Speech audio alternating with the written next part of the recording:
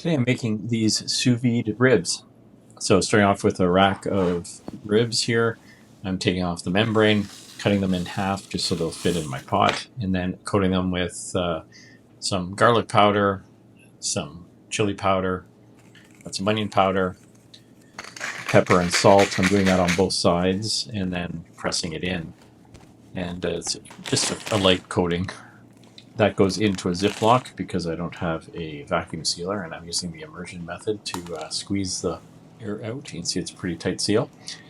I'm doing this in the sous vide at 165 for about 12 hours. I mean, you can go longer at lower temps, right up to 36 hours, but I thought I'd try the higher temp 12 hour.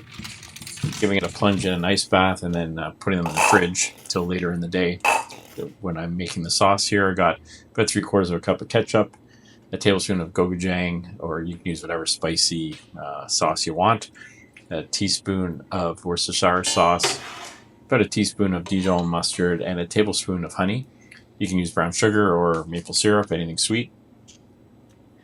And to give it some smoky flavor, some smoked paprika, and then adding some garlic powder, about a teaspoon of that, and some black pepper, about a quarter of a teaspoon, and about a quarter of a teaspoon of kosher salt.